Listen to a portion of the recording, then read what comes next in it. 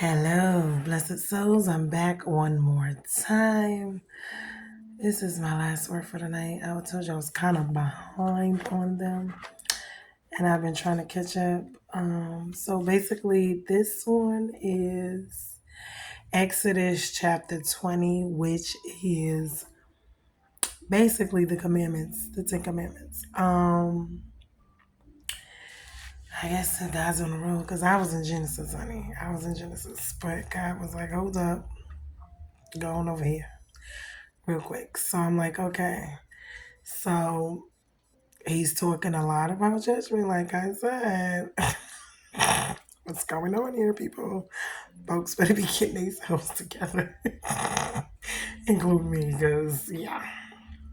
But I wanted to do Genesis because I was like, I want to start from the beginning as go through the whole spiel.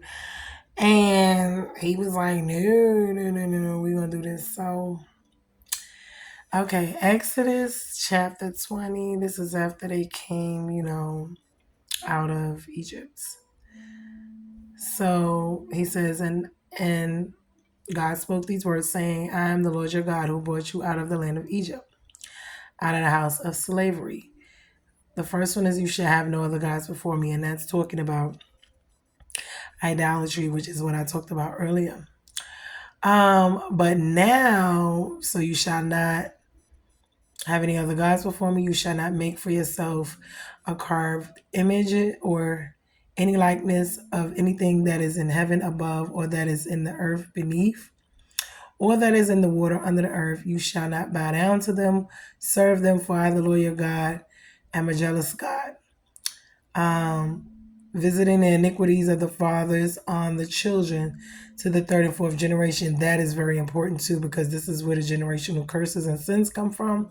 So because he stated that in here, he let you know, when you do not obey these rules, these laws, these guidelines that I have set for you, this is how the bloodline has the generational curses, because this is how they start, by this. Whoever broke them and, was already tainted.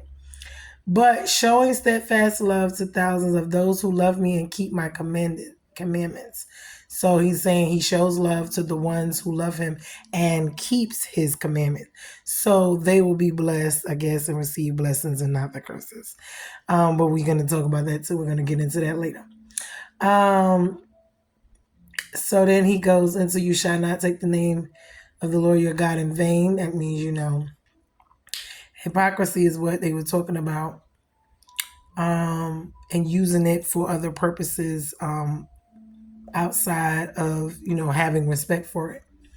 I'll get into that later.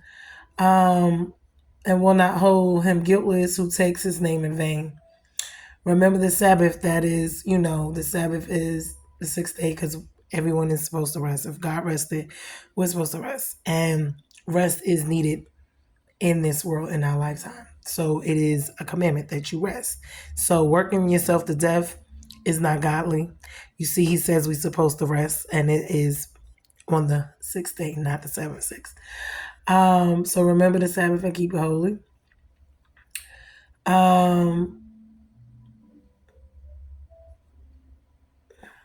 It says, honor your father and your mother, that your days may be long in the land that the Lord your God is giving you. That has a lot of significance too, because a lot of people have been discussing honor and respect. But to me, honor and respect, they're different, but they're basically the same. We're going to get into that. But honor, respect, when it comes to appearance, it's not what I said, it's what God said. You shall not murder. You shall not commit adultery, fornication. You shall not steal. You shall not lie, meaning bear false witness to your neighbor. You shall not covet your neighbor's house, meaning your wife, male servant, his female ox, donkey, anything your neighbor's. That's like being jealous, wanting, coveting, envying, or wanting to have what they have. And that's with any and everything when it comes to being your own person. Jealousy, envy, covetousness. This is where this comes from. Why? Because we have a lot of this. This is how Cain killed Abel. This is getting into all of these things. So now that we have gotten, I think that was at the last one. I think it was, yeah, yeah, that was the last one. So now, once we get into these things, now we must understand these are the laws that he gave us, the laws of the land. And this is what was supposed to be governing this world that we live in. So do not make any mistakes about it. He said it, he meant it, he wrote it, and there's no getting around. If we knew it, know it, we do. It's being preached all over the world. I mean, he's not coming back until, so we already know what we are supposed to do and what we're not when it comes to these right here. So if you are breaking these right here, that is an issue. That is a problem. You are already outside of the will of God. You are not following God. You are outside of the will of God. This is what you are doing. You are living in sin. Okay, because there's no in between. If you're fornicating, if you're drinking, if you're smoking, if you're lying, if you're cheating, if you're murdering, if you cover this is, if you're not observing the Sabbath, if you're taking the Lord's name in vain, if you have created idols where you are worshiping other things and putting them before Him, if you're steal, if you're covetous, if you're envious, jealous, prideful, ego, any type of things like this, that is considered, and I believe Jesus came up with love your neighbor as you love yourself. That was in Matthew, and it was another one. Oh my goodness, what is the other one? Neighbor as you love yourself. I forget the other one. I will have to look that one up. But anyway, the greatest, yeah, I think that's it. Okay, so when we think about all of these things and we think about the world that we live in today, we already know folks are just not paying attention. They're not listening. They're not following. There's disobedience. People seem to think that these things, which when we look at them, is an issue. It's hard to follow. Da, da, da, da, da. Now, please understand something. If you want to, you can. And that's just real talk. And for the most part, also, it is best that we do it this way, because being that we don't, this is why our lives in this world is the way it is. The world, the devil will tell you this does not exist. It's not true. We don't need to do this. Don't pay attention. It's not that serious.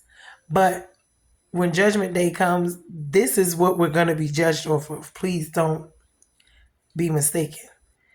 Why? Because this is what he wants. And he's always wanted it, and it's never changed.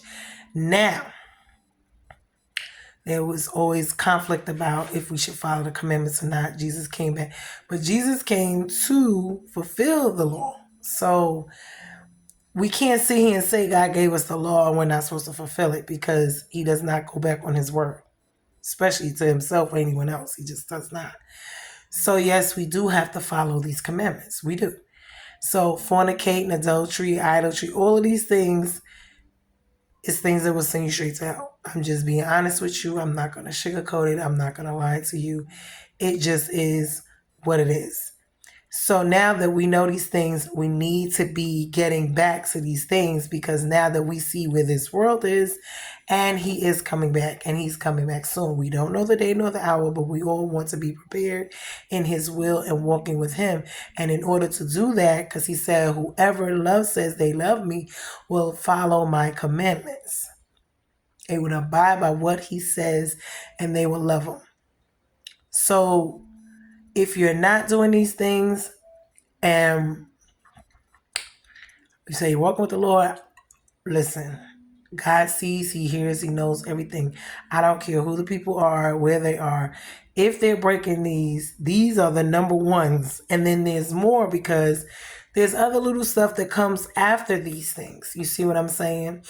And they're the little baby ones that sprout up, in the midst of this. Why? Because we discussed how it grows, the little monsters that you birth, the sin monsters that you birth, right? So once you break one, it is like planting a seed. And this is where the reaping comes in later on when it grows, meaning you planted the seed of sin and then it grows like a baby. It grows. And then once it grows and it comes back, you have to deal with that monster that you created. So being that he's talking about sin, he is very serious about sin, and I see it because it's been in a lot of the messages he's been giving me. It's like he loves us, but then there's judgment. He loves us, but then there's correction. He loves us, but then there's rebuking. He loves us, yeah, but then, yeah, because this is what we're going to get. It's like, I love you, but you got to do this. I want to bless you, but you got to do that. You know, I want you to be in fellowship with me, not for the blessings, not for this, not for that, but I want you to abide in me, live, because this is what was originally intended, and this is how we're supposed to live, and this is what he wants. And because we do what we want to do, and we don't listen, and this is why everything is the way it is. So I'm just bringing it to you the way he gave it to me. Each and every one of these, you can do a whole sermon on by itself. Now, if he wants me to, I will later on. But this is just the introduction of it because it is very important. It is something he really wanted me to say or to tell you. And it is just... So I hope it was a blessing to you guys as it was to me, because this is the foundation. Get this right. Get your spirit salvation. Get in the church. And you got to be careful with the churches. But have salvation for your own self, whether you're in church or not. I would say that because going to church and being saved and having salvation is two different things. If you go into church, you can go to church all day. But if you're not saved and have salvation on your own, then going to church is just a religious practice like everything else. So God does not want religious practices. He wants an actual relationship with you. So that means he wants your heart in it. He wants you to be serious about it. He don't want you just going, and then going home and everything is the same. No, the word works when you put it in practice, when you actually live it. It is harder to just talk about it than it is harder to live it than just talk about it. So yeah, basically that's what it is. It's harder. You can see and talk about it all day, but living it is what we're supposed to be doing, because that's what Jesus taught us, to be the word, to live the word and be the word, to be the example that people are going to see, because sometimes you're the only Bible they will ever see or know, and your life will be the one that they would, be like, wow, this is what living right looks like. And we know no one is perfect. We're not, but we're not striving to sin. We're striving for righteousness, not to be sinning habitually out there, because God, he is sick and tired of all of that. That's why all of this is coming about, because people are not taking it seriously. And it's more just people, it's our soul, it's us. We're not taking it seriously. And the devil is making it so light for us, but we have to accept it. And it's not necessarily him, it's us and the choices that we make. So we must get up and choose God each and every day, just like he chooses us. He chooses us. Whether we choose him or not, he chooses us. But it's up for us to choose him. So I just hope that this, is going to help someone, because it helped me, and I just wanted to share it. And, for people to really understand that the stench of sin, he is sick of it. He is tired of it. He wants us to get it right. He's coming back. He's coming back to judge.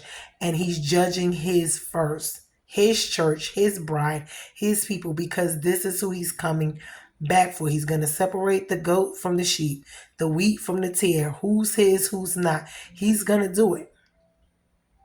And everybody that mocked and did all these things, when he comes back, all of that's going to be done. The devil, this world, everything is going to be judged, rebuked, taken care of. Okay, everything is going to be changed. It's going to be the way he's going to set it back to where it was supposed to be the way he originally wanted it to be. So we must take heed, because these days, if you notice, it's a lot going on. We are living in the last days. They've been saying that forever, but when you look around, you can tell it is closer and closer. People, they've been talking about banning the Bible. They got a bill, if you haven't been paying attention with everything that's been going on, to ban the Bible. We already have war with Jerusalem. Just pay attention, people. Please pay attention to what is going on. I was going to look more into the banning of the Bible thing because I was surprised about it, but then again, I'm not. But I love you guys. I hope this word blessed you, and just be blessed. We're bruised, not broken. And good night.